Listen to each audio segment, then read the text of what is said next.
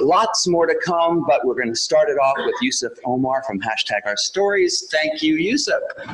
Thank you so much for the kind introduction. Thank you. Hey guys, thanks for coming. I know today's a big day in the American calendar. You guys like NFL? NFL? Football? I don't know. What do you call it? College football. It's a thing. I love it. College football. I'm supporting the red team. My name is Yusuf Omar. I am a mobile journalist. I'm a jeans journalist. I'm a selfie journalist. I use my phone. I fuck around a lot, and sometimes people pay me to do stuff. That's my handles. To give you a bit of my background, I last spoke at MobileMe&You 2 years ago in Chicago. What the hell is that?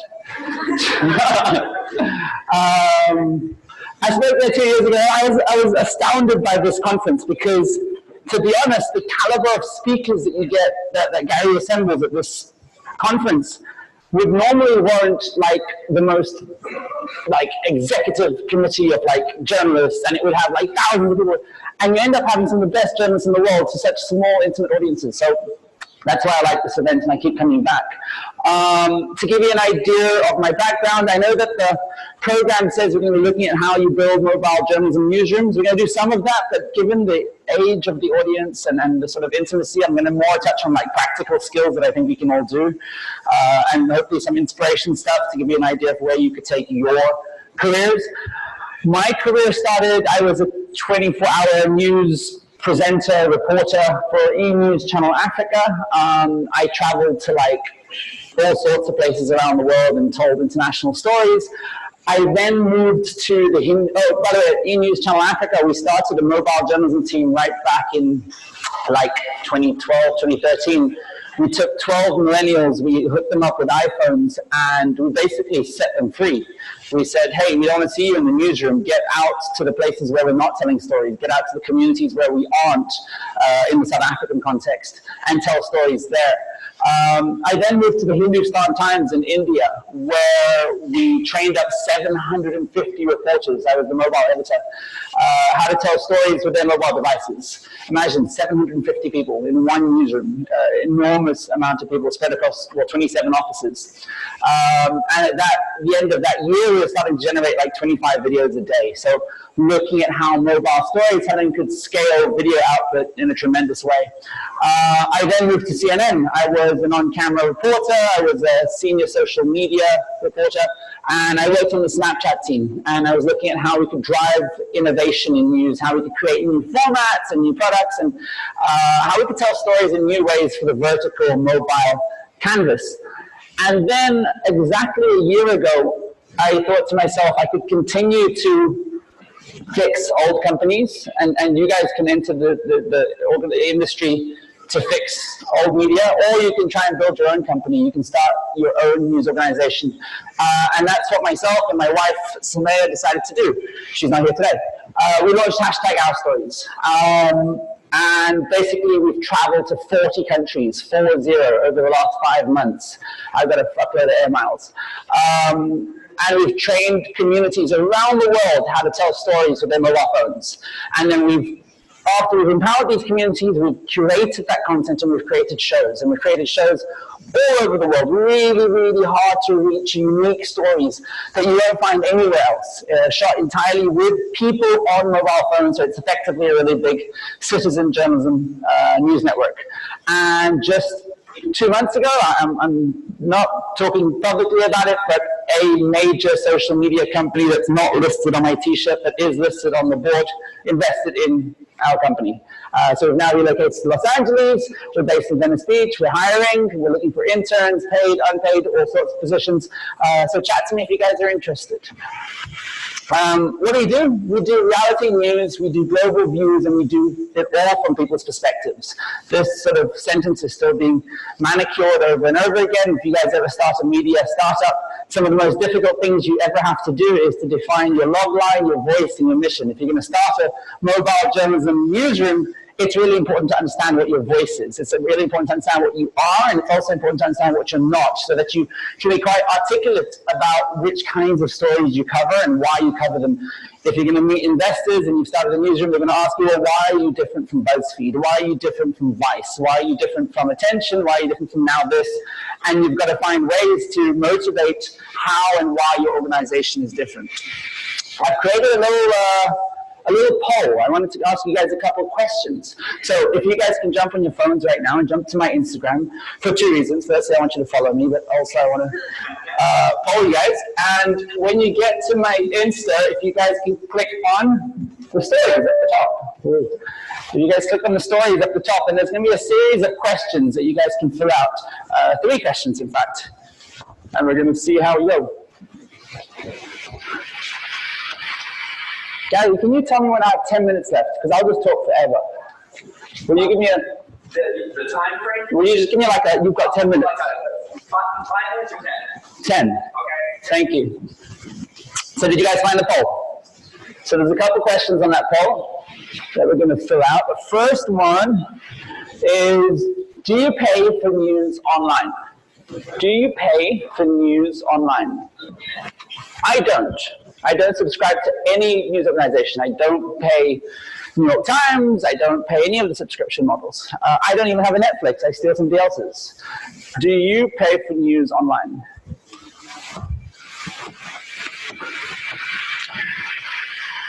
The second question is, which media companies do you prefer? Do you prefer legacy titles or do you prefer new media?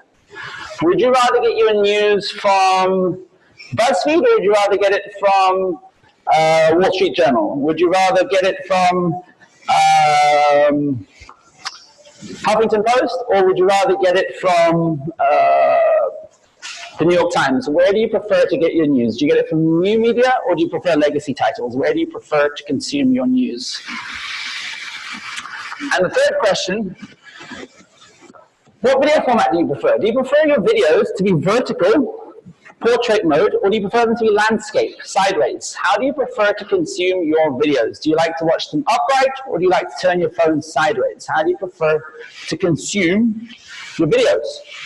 And I'm going to jump into my Insta and see what your guys' results are like.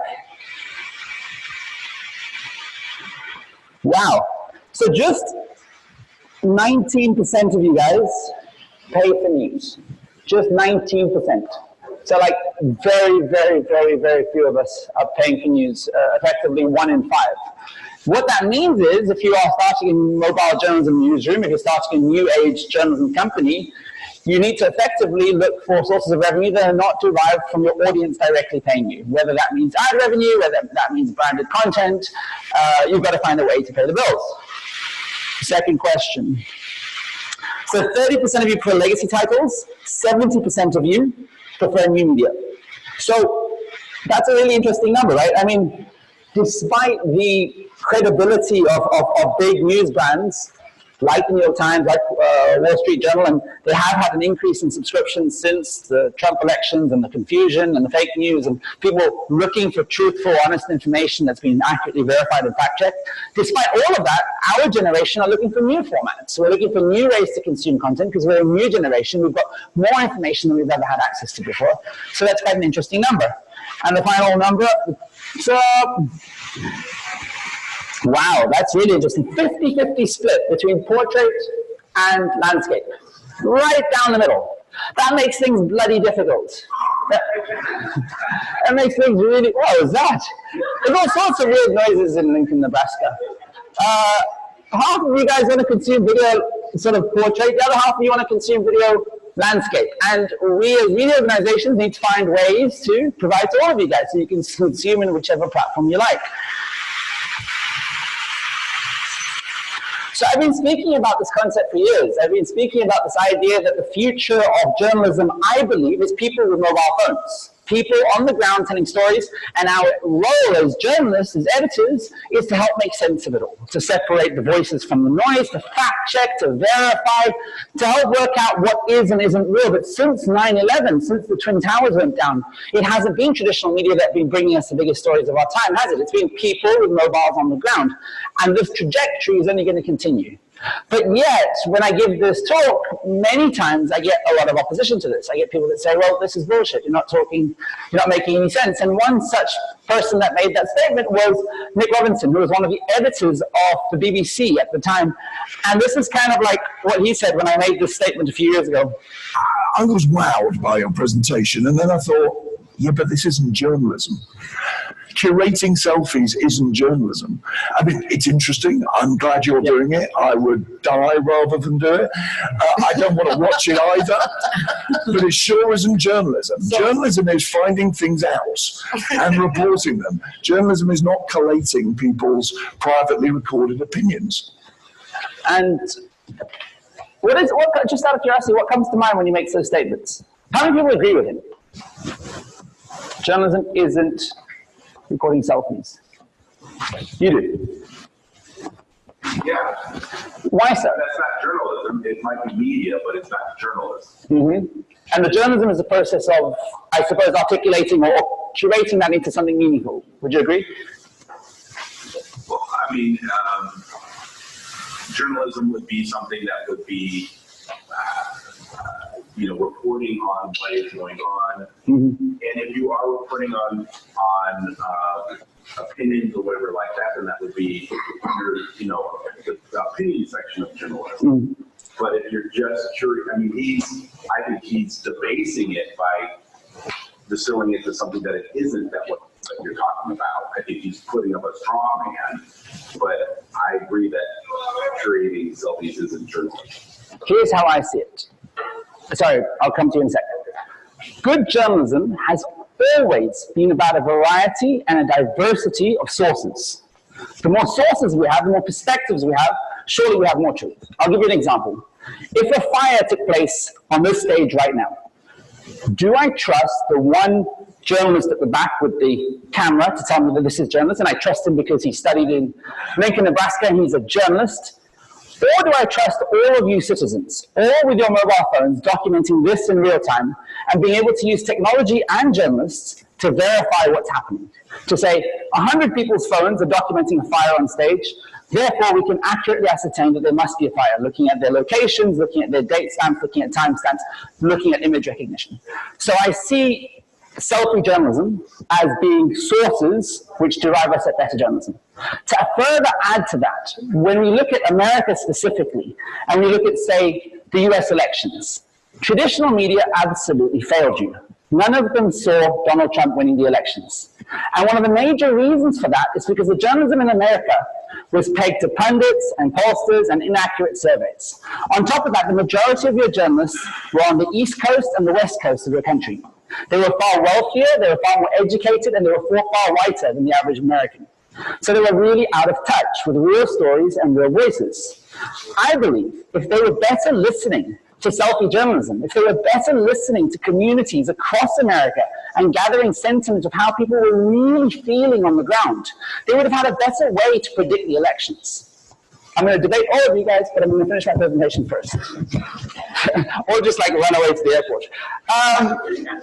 And in the time since I made that statement, most of the biggest stories of our time, again, have been brought to us by people with mobile devices. Whether we look at East Aleppo, at a place where there have been no foreign correspondents on the ground.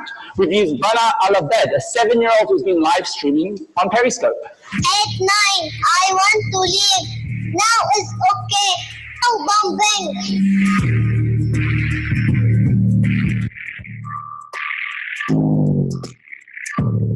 Is Bana's voice objective? Definitely not. Is she opinionated? Absolutely. Is her mother helping her to do Periscope live streams? Yes, she is. Does that mean that her voice is not of value? No, her voice is absolutely of value. The role of the journalist, I believe, is to contextualize Bana al-Abed's voice. Black Lives Matter is another perfect example. If it wasn't for mobile journalism, if it wasn't for selfie journalism, in many accounts, we would have no witness of what actually happened with police brutality.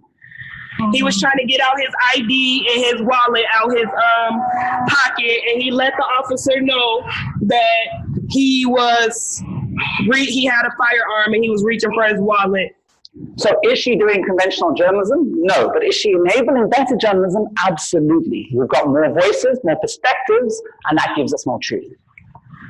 Even Rania Ibrahim, a young woman that was trapped on the 23rd floor of the Grenfell Tower, a big apartment building that caught on fire in the UK.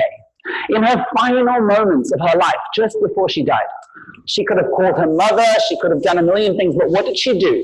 She resorted to Snapchat and Facebook Live. Our generation often use our cameras as a form of communication in dire moments. We're stuck on the 23rd floor! Alert! There's many people stuck up there! So I really do believe that curation is the new creation. Our ability of news organizations to curate and aggregate and verify and fact check at scale is what's going to future-proof us if we're building mobile newsrooms. We need to be able to curate at scale. To give you an example of this in real time right now, there's a million ways to do social discovery, right? We could search hashtags, we could go onto Google, but one of the latest ways we can do it is using mapping technology. And if I jump into Snap, for example, and I pinch out to the screen, it's Halloween, so it's got all these funny colors. But can you see all these little heat spots on the maps? I can jump into these, and I can see what's going on over the last 24 hours.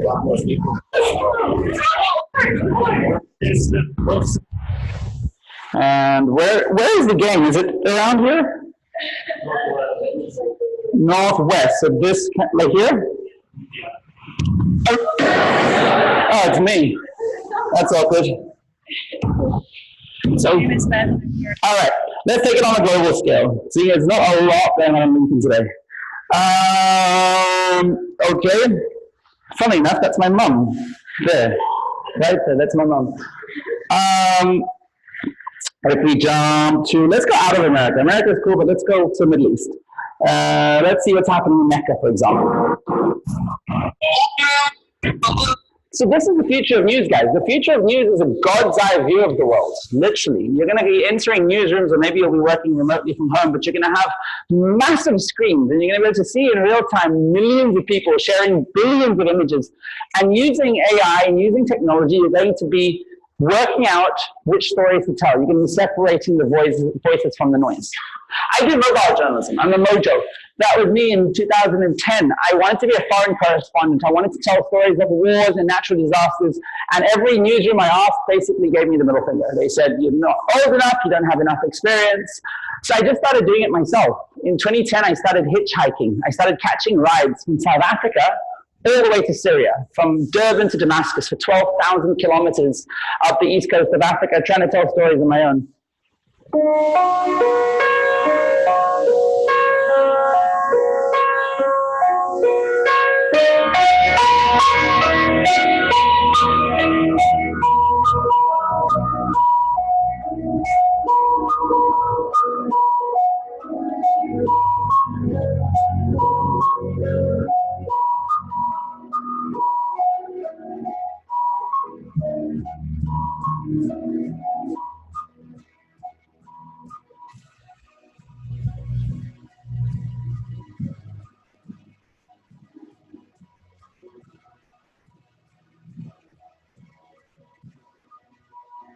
It was shaky, it was handheld, the audio sucked ass, but nobody cared. Reality is the new quality.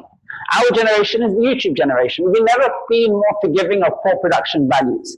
If anything, all our generation resonate with is a real, raw, and authentic storytelling. So this obsession with everything being on a tripod, with everything being super steady, with everything being well lit, with all this stuff, I believe it's gone out of the window. I believe that our generation actually value authentic storytelling. Yes, there's a place for high production values. Yes, it's awesome when you can achieve that. And Netflix and this kind of stuff looks amazing. But in a journalistic context, for me, the real value is getting really intimate, hard-to-reach stories. No matter how it's shot, no matter what device it's shot on, reality is the new quality. I was in Congo in 2012, and I started strapping cameras to my head. Back then, I had a little GoPro strapped to my head, and I started doing wearable journalism. What I saw was what the audience saw, and really giving a kind of vloggy account of news, kind of an arm's length away, really personal, changing the sort of media literacy, the way we conceptualize shots, the way we think about how we present to a camera.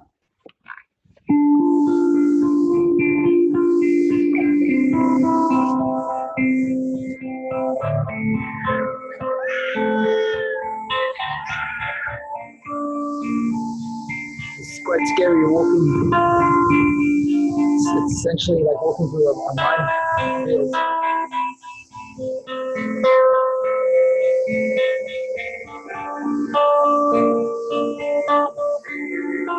And around me is ammunition.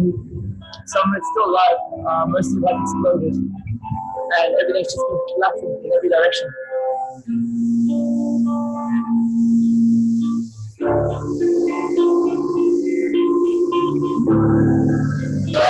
Nothing's changed. If anything, the situation is far worse than before.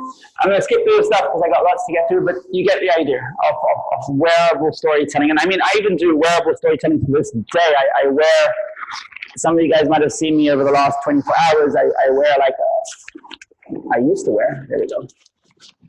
I wear these camera glasses on me most of the time. So I'm really a big fan of the idea of not holding a phone to the world, but wearing something like this and pressing this button. And I'm recording videos with you guys right now. You can see a little flashing light in the corner. Kind of creepy, but also kind of cool. Funny side note, when I worked in CNN, I was banned from wearing these on the first day because I interviewed Christiane Amanpour and she said, fuck on camera.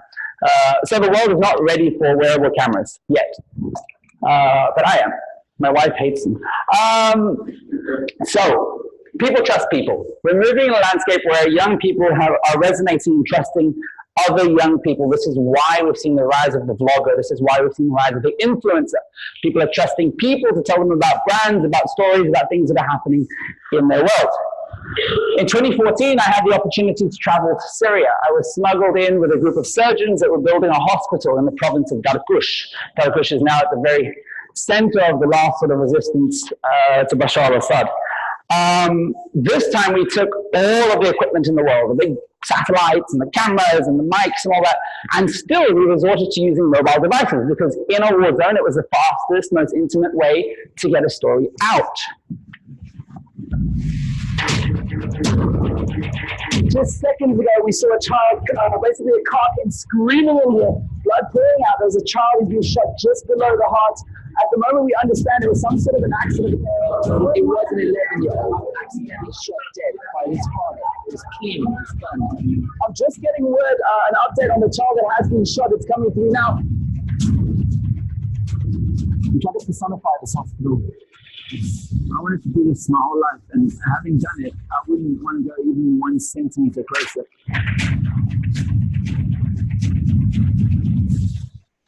Again, I'm short on time, so I'm going to skip through all this stuff. So, 2008, mobile journalism was the cheapest way to get content out. 2010, it was the fastest way. Going forward, I believe it's becoming a more creative way to tell stories, a way to tell stories in ways that conventional media just haven't allowed us to. For example, I do a lot of work with rape survivors, sexual abuse survivors around the world. How do traditional broadcasters hide the identities of people on camera? How do they hide somebody's face if they don't want to show their identity? Not all at once.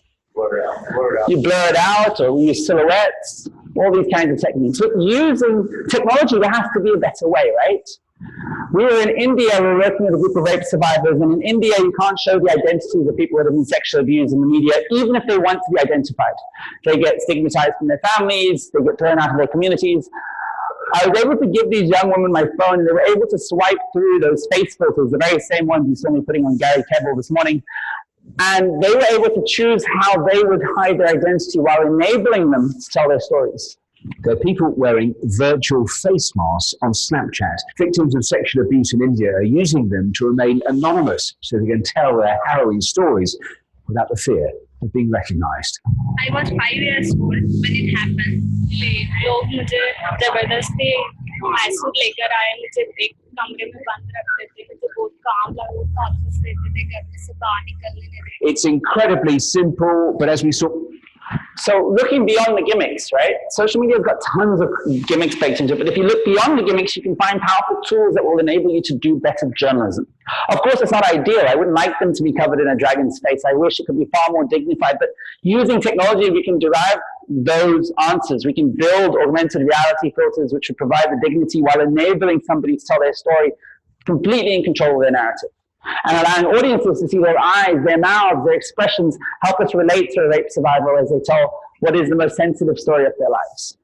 The big trend that's going to happen in your guys' lives is that the next billion people are going to come online. They're going to come online from Africa, the Middle East, India, and their primary input to technology is going to be the camera.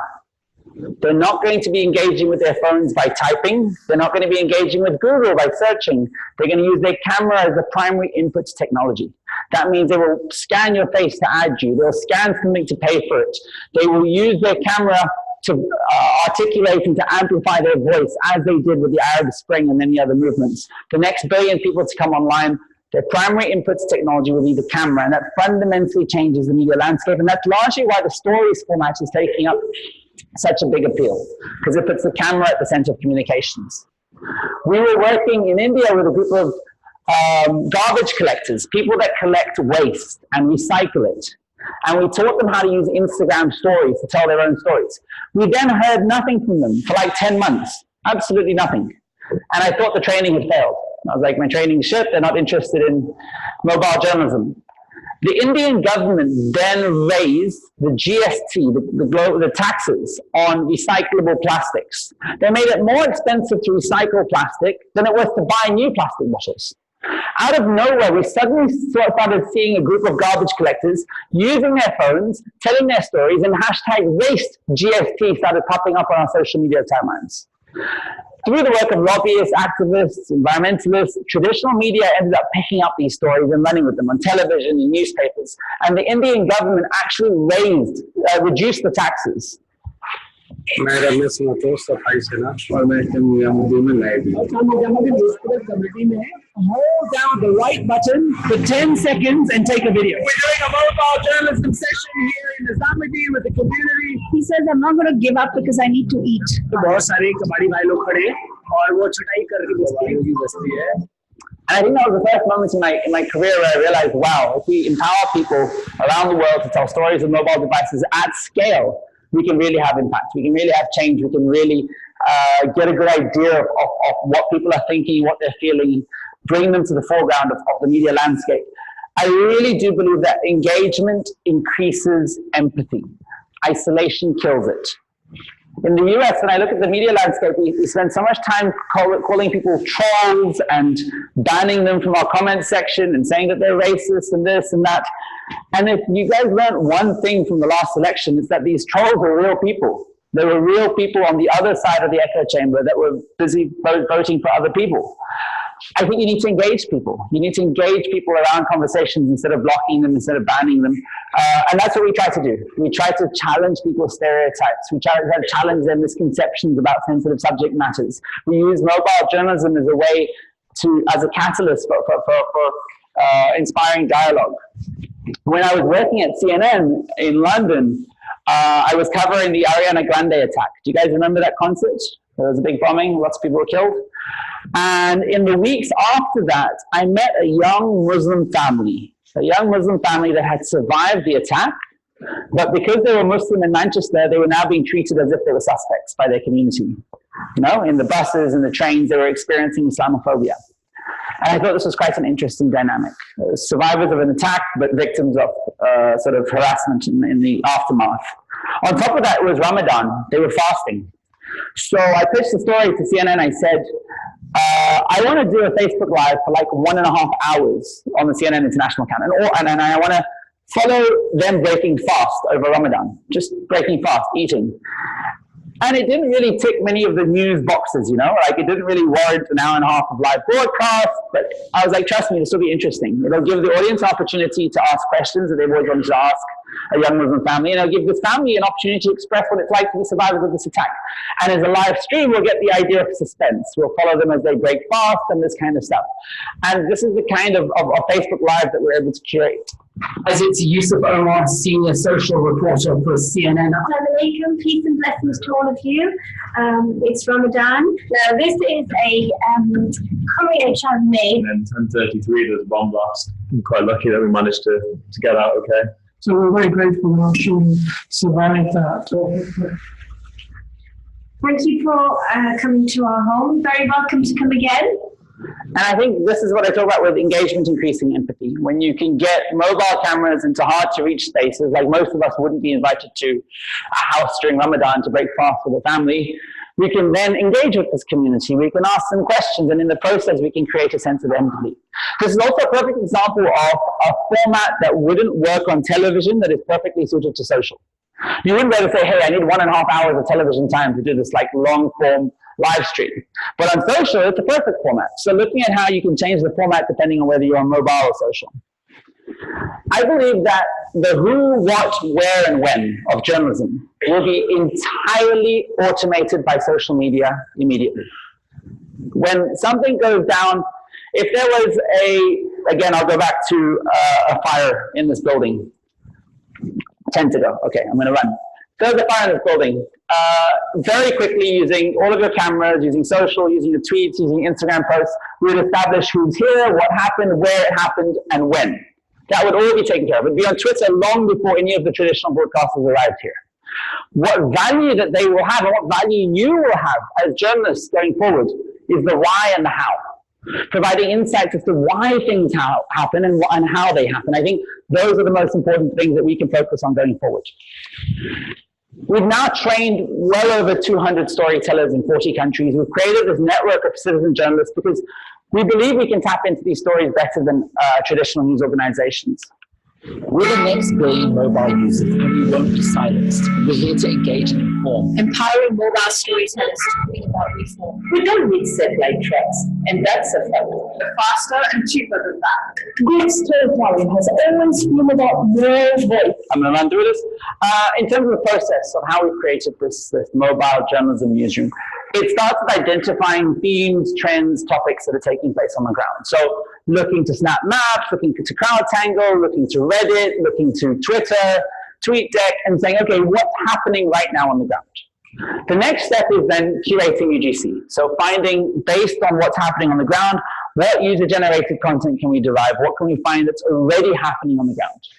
We then disperse toolkits. We do what we call DIY newsroom. We work with our storyteller and we roll out a set of kits to them. We say, shoot this, get this storyboard, and we can effectively create a story.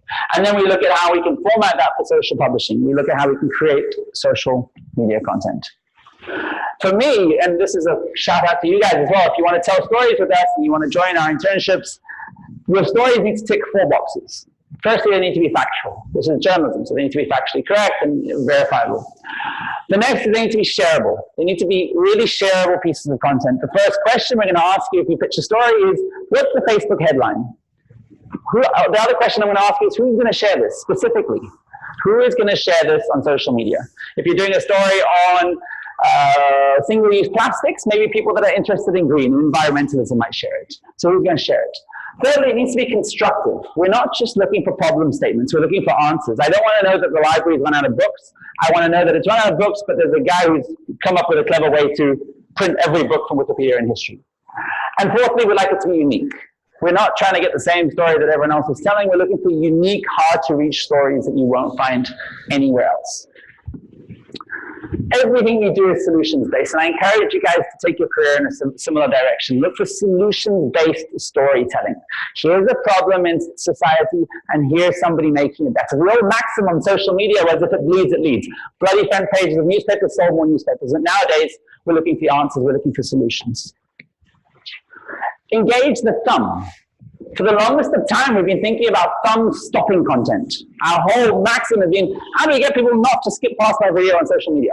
Now we should do the absolute opposite. We need to engage the thumb, get people to comment, share, like, absolutely consider how you can get people to tap as much as possible on that screen.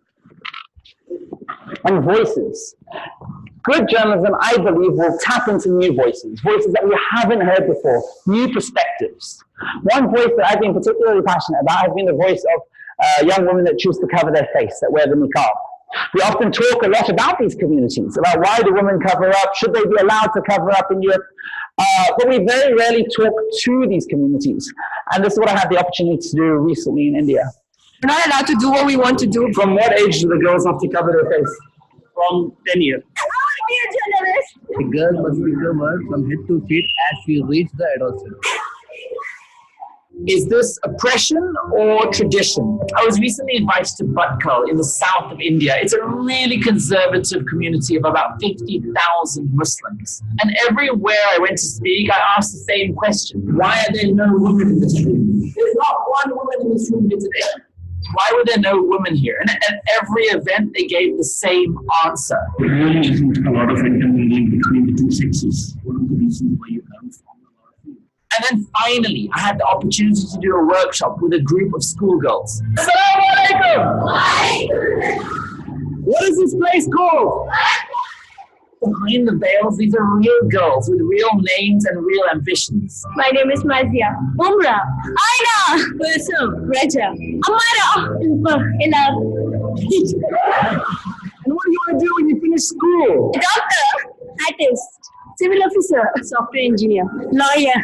Teacher. Everybody wants to be a doctor in this room. I want to be a journalist.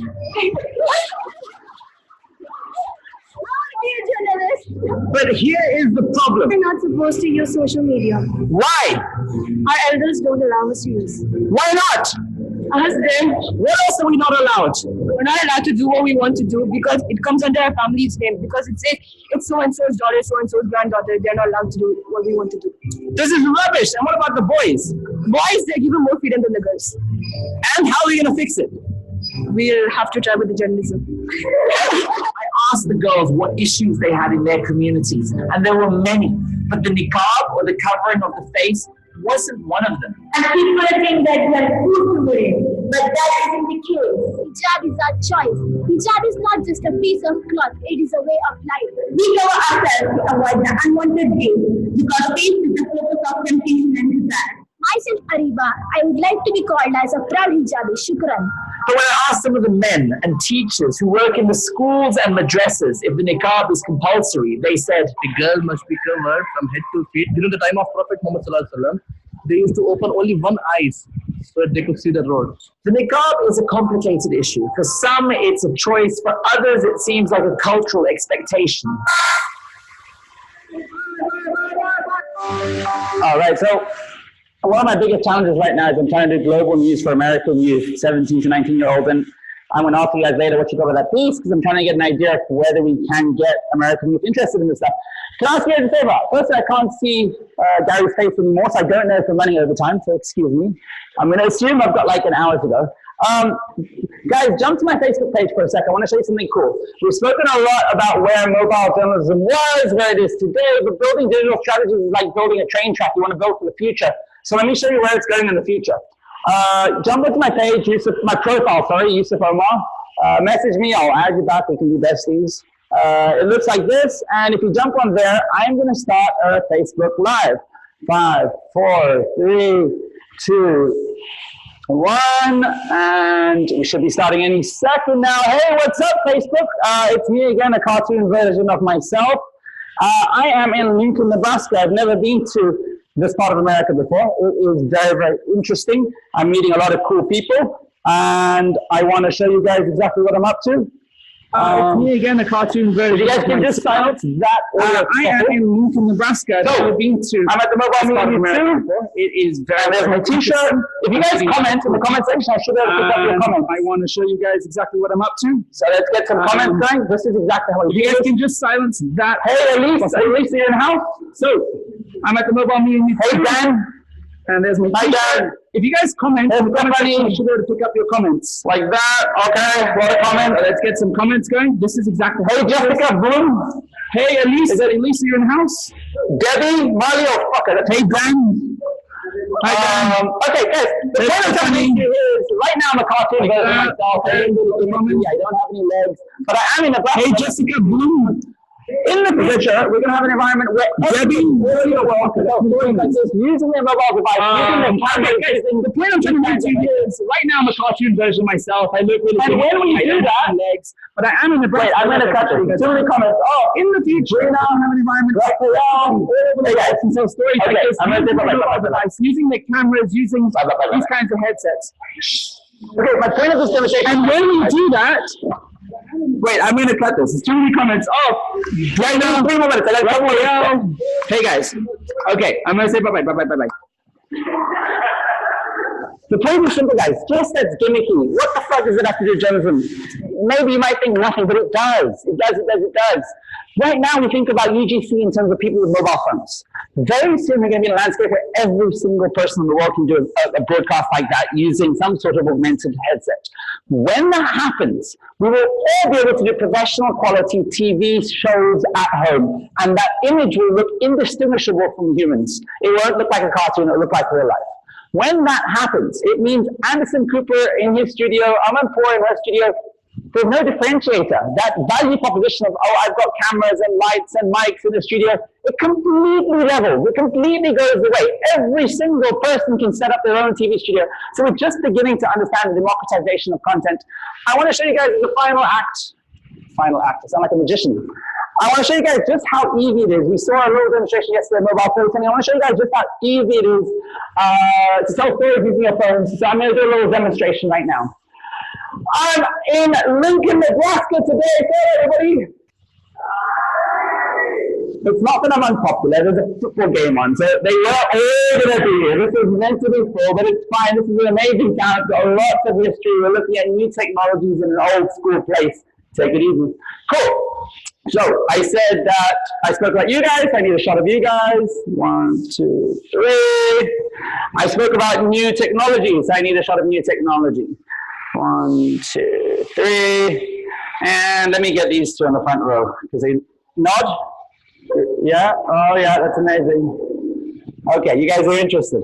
And let's, for the purpose of demonstration, jump into iMovie. I normally use a couple of other products, but for the case of simplicity, I'll go with this one. And the first thing we're going to do is we're going to grab that, and we're going to grab some what we call overlay. You guys are familiar with overlay if you've worked in sort of video before. And we're going to layer that on top. And we're going to put that headset. And we're going to, oh, sorry, let's put the nodding people. Nodding people here. And let's put the new technology at the end. New technology. And let's add some music. Let's fade out to black. And in a couple seconds, you can create mobile journalism yourself. I'm in Lincoln, Nebraska today. So everybody. It's not that I'm unpopular. There's a football game on, so they were all going to be here. This was meant to be full, but it's fine. This is an amazing town. It's got lots of history. We're looking at new technologies in an old school place. Take it easy. Cool. Guys, thank you very much. All of you guys can do this. It's super easy. And I'm willing to help you guys wherever possible. Please come and work with us. Hashtag our stories. What's yours? Bye-bye.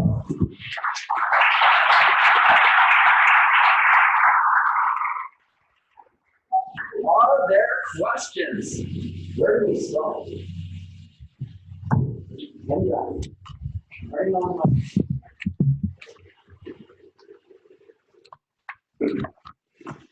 It seems to me that this mobile journalism, which, if you could go to the mic, if you don't mind.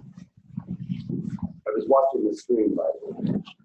It seems to me that mobile journalism is much like citizen journalism before. Yeah. There was just that same distrust from, you call legacy media, but because it was personal opinions. But if you watch legacy media, there's a lot of personal opinions on it too. So that's not what true journalism is.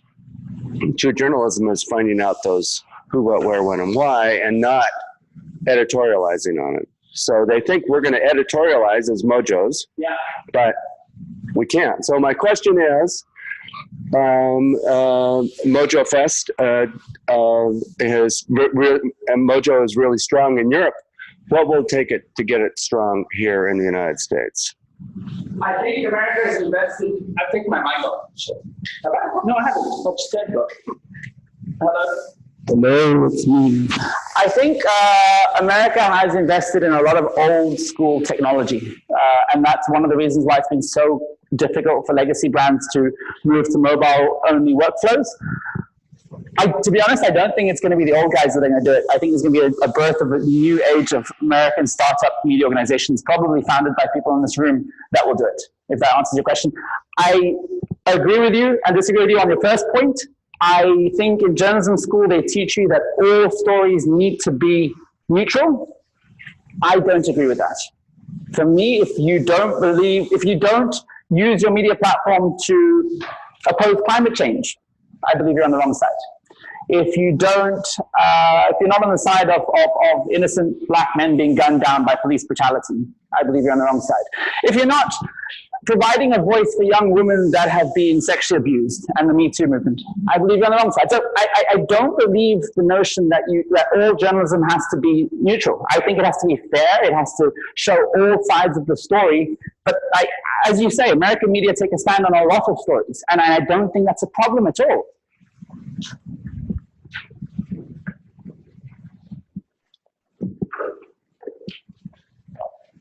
You mentioned the last election and the idea of trolls. Well, some of those were real people and some of them were Russian bots or Russian spies. And so as we deal with, I guess, things like that, but also things where people can easier fake audio and video and things, I guess, what do you see coming in to regulate that or to sort of ensure trust when it is so easy to be a Russian bot or to make video that looks like something that's not? It's an amazing point. It is going to get more and more difficult to accurately verify what is and isn't. I mean, the example you just gave, if I jump into even an app as simple as Snap or Instagram, I'm effectively able to find somebody else's face and I can swap my face. So exactly as you talk about the ability to swap out faces, to swap out audio, we've seen people being able to manipulate videos and claim Obama was saying something that he wasn't saying, is incredibly difficult. The only answer I do believe, again, is at scale, the curation of UGC. If we have a scenario where Donald Trump is speaking on the stage and he's filming something, one camera is very easy to manipulate. 100 cameras is far more difficult to manipulate. If we're able to use a technology which is already available, where we can verify on audio, so your audio has to sound exactly the same as Gary's audio, but your phone knows where you are and it knows where Gary is, so it can work out the distance between you and the mic. It's more and more signals. So in answer to your question, I really do believe the only way we're going to be able to fight that kind of manipulation is more cameras. It's more citizens. It's much more difficult to manipulate a volume of signals than it is to vote. Where it gets tricky is when you have a singular signal. You look at publications like RT in Russia. That's a singular source of news. So it's much more easier to manipulate. It's much more difficult to manipulate citizen journalism because it's so many sources. So I think you're going to rely on that. Lots of signals being verified. Any other questions? You've been around the world with and training people to do mobile journalism. Who's the most excited about the possibilities of it? Either what type of people or what group or who demographically, who's been the most excited about it? I'll tell you who the most and the least are. The least are old white men because they've had a monopoly on the ability to tell stories for the last 200 years, right? They have been the sole arbiters of truth. They've determined what is and isn't news. The most excited are the marginalized communities. They're the groups of people that have been completely ignored, that have never had an accurate representation in the mainstream media, and that when they were represented, they were shown in a terrible light. So I think that the most excited are those that have been completely ignored. Specifically to global references, I think India is going to be an incredibly powerful market to watch when you look at the mobile journalism space. Today, India is the biggest Facebook market in the world. They're bigger than the US. They're growing twice as fast as the US, and only 20% of the population are online. Just get those numbers into your head for a moment. They've got a bigger Facebook market. They've got more people on Facebook than here in America, and only 1 in 5 of them are using the internet. So the future of mobile journalism for me is very much in India, in these kinds of places.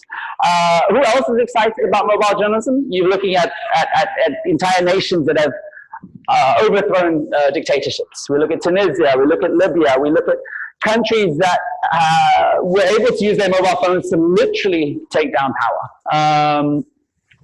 America's this weird situation. You've still got very established legacy brands.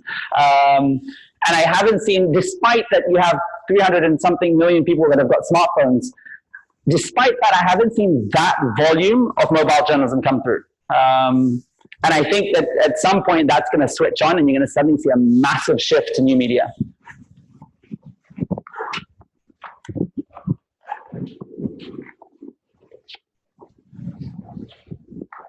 Hello, Hey. fantastic presentation. Thank you. I kind of have two questions in one. So with social media, it's ever changing, ever expanding. Each platform has its own lingo, own style, its own culture.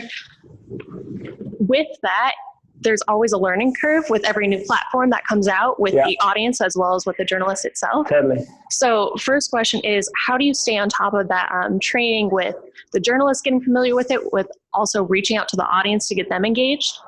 And then my second question is, how do you keep a consistent brand while kind of changing the lingo to fit that platform that you're delivering it onto? Fantastic questions. Thank you for sharing. Firstly, in terms of experimentation, the good news is they're becoming, especially in the last 2 years, they're becoming more similar platforms than they are different. For example, we know that by the middle of 2019, Facebook tell us that as per current trajectories, the stories format, you guys know vertical video stories, will become the primary way that people consume content online. It will take over from the news feed, it will take over from the timeline. That's a pretty big deal. But stories format looks pretty much the same on Instagram, on Snap, on Facebook, on WhatsApp. It's the same vertical video clickable experiences. The length of the videos are different, but they're not all that different. So that's a good thing. They're becoming a lot more similar. The next gap, I think, from stories is going to be here. It's going to be to wearable, augmented, virtual. Also, some of the stuff in the bot space. Also, definitely in the audio space and being able to deliver stuff into people's homes through Alexa and that kind of stuff. But I see it becoming more similar, not more different. I think we're going to get towards a few core concepts, a few core formats. How do we experiment with that? Really, you have to enable reporters to do it in their personal capacity. One of the biggest issues with big news organizations is that they're very, very controlling about their reporters' ability to experiment. They'll be like, no, don't do a Facebook Live, don't do Periscope. If they don't try it and test it on their personal accounts, how on earth are they going to bring it to the mothership? So I don't think that the internet has any space for control freaks. I think big organizations need to get a lot more comfortable with enabling young reporters like yourself to take control of these platforms and take what we call a traffic light approach to journalism. Not all stories are the same. If you are covering this right now, it's a green light, traffic light, right? Not much can go wrong. Nobody's going to sue your news organization. So why not give you the permission to do a Facebook Live?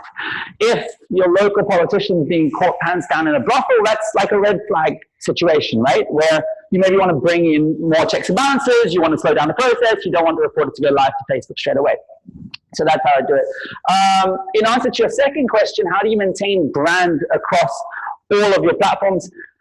That's a very hard question. It's actually, for me, it's about articulating that voice. I think a lot of new media companies will start out and they'll be like, they'll get onto platforms and be like, oh shit, animal videos are working, let's do that, let's do that, let's do that. And then they go, oh, prank videos are working, let's do that, let's do that, let's do that. And you end up diluting what your offering is. What are you actually interested in telling? So I think if you can distill your voice into a sentence, you can then have what we call a commander's intent, where everybody across every part of the company, whether they're publishing to Instagram stories or to a newspaper, they have exactly the same mandate. I met a woman the other day who runs Dodo. You guys know Dodo? Dodo is like this online, it's like the biggest animal video platform on Facebook, millions of views. But I thought, before I met her, they just take every funny cat video and put it online. They don't. They look at human interactions between animals and people. They look at, and that's their specific voice. So I think it's about really, really pinning down that sentence of what we do so that from the intern to the CEO, we all know exactly how we treat the brand across platforms. And I'm struggling with that stage at the moment of pinning it down. It's so difficult. Thank you. Thank you. Hi, I agree with you. The US is a good amount of very well-established legacy media brands, but are there a few that you think are doing things right, that adapted to the times in the medium and are succeeding, even though they were formerly legacy media brands? Yeah, for sure. I mean, I used to work at CNN. I think that is truly a platform agnostic organization. They're on Kick and Line and Snap and Insta. They're making money. So that is an example of a platform that's gone across the board and yet has the ability to push people to its own and operate it. People are still going to its website. They're still going to its television station. So that is a success story. I think the New York Times is another perfect example, right? They've got, 2 million subscriptions now, even more. are such high quality of news that people are willing to pay for it, and it will sustain them to operate. I would even go as far as to call organizations like Vice legacy now. They've been around for so very long. So yeah, I think there are organizations that are doing the right thing, but they're still doing it in such a bloody expensive way. The overheads are so high. This is why right now we're seeing BuzzFeed that are missing targets. We're seeing Upworthy that are in financial trouble. These amazing new media brands that have got a great voice. Aussie is another type that I love. But yet their overheads are so high because they're invested in such old technology that they're struggling, even though they've got the right voice, they've got the right content, they've got the right audience. There was even the Outline. I mean, Gary, you've had the Outline here for 2 years in a row, right? The Outline was one of the coolest publications I've seen out of the US, but yet they're now down to a team of 2 full-timers. Expensive, really expensive processes. They need to look at how they can create much more cost-effective newsrooms. Cool. Thank you so much, guys. I'll be around for the next couple hours. Thank you. Okay, we'll take about a 10-minute break. Be back here at 10:15.